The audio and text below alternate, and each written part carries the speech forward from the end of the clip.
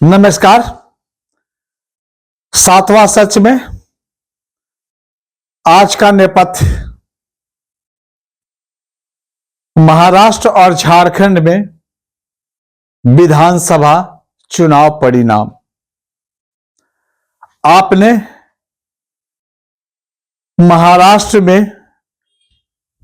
लाडली बहन योजना चलाया, आप जीत गए। झारखंड में लोगों ने मैया सम्मान योजना लाया, ये यहां जीत गए। इस दोनों के बीच में वोट की राजनीति थी, इसलिए दोनों जगह अपने अपनी नीति लाभ की वजह से पार्टियां जीत गई। इस लोकतंत्र में पब्लिक अभी के समय में अपना लाभ देखती है, चाहे वह लाभ क्षणिक लाभ हो,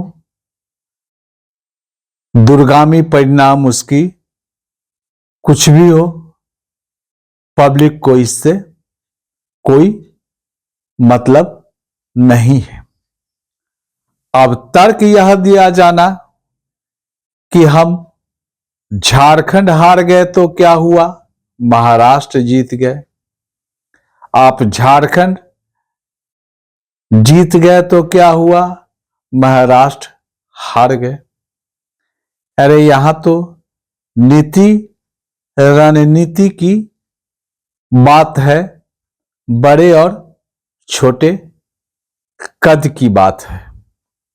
आपने अपने शीर्ष नेताओं के बल पर झारखंड में रोड शो किया, बड़ी रैलियां की, उसके बावजूद आप झारखंड में हार गए।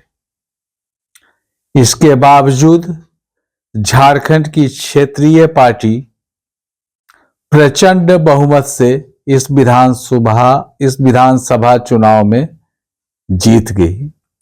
यह तो आत्ममंथन योग्य बात है कि आपकी राष्ट्रीय पार्टी झारखंड में इतने दिनों से रणनीति क्या बना रही थी, यहां के आपके नामी गिरामी नेता क्या कर रहे थे, जिन्हें आपने क्षेत्रीय पार्टी से तोड़कर अपने पार्टी में लाया, मुख्य मंत्री बना देने का आश्वासन भी दिया।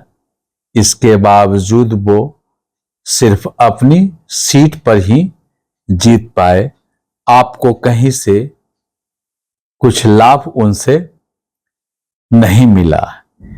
सोचना तो आपको है कि आपने यहां क्या खोया क्या पाया। यहां की क्षेत्रीय पार्टी जो जीत गई है उसे क्या सोचना। आपके तमाम दबाव के बावजूद भी यह क्षेत्रीय पार्टी संघर्ष करती रही और समय आने पर साबित कर दिया कि इस क्षेत्रीय पार्टी का ही झारखंड में फिलहाल बोलबाला है।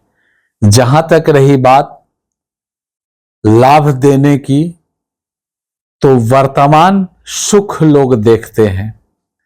आपने भविष्य में यहाँ के बेटियों के लिए या महिलाओं के लिए लाभ देने की घोषणा की, जबकि यह क्षेत्रीय पार्टी वर्तमान में ही यहाँ की बेटियों के लिए मैया सम्मान योजना शुरू करके लाभ देना शुरू किया और जीत जाने के बाद रकम बढ़ोतरी करके देने की बात कही। लोकतंत्र में चाहे आप लाख तिक्रम कर लें, यह सबसे बड़ा लोकतंत्र है। आप विश्व की सबसे बड़ी आबादी वाला देश है। यहां आप कितने को खरीद सकते हैं? 100, 200, 500, 1000, लाख, 5000 का। लेकिन 144 करोड़ जनता को आप खरीद नहीं सकते।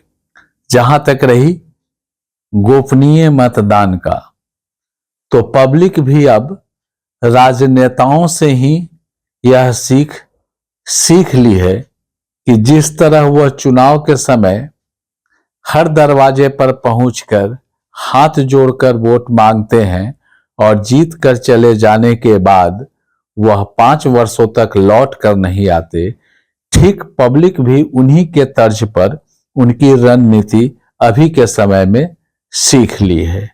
वो नेताओं को आश्वासन कुछ देती है, नेताओं से क्षणिक लाभ कुछ देती है, लेकिन बूथ पर जाने के बाद और वोट देने के समय उसके मन में जो होता है वही वो करती है, उसी को वोट देती है जिसको उसकी अंतरात्मा चाहती है।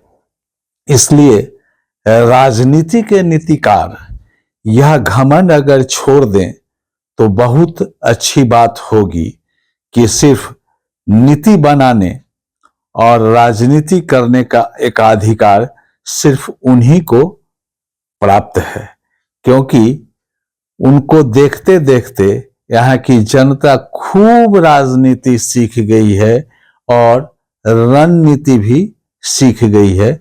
इसलिए नेताओं को यह भ्रम छोड़ देना चाहिए।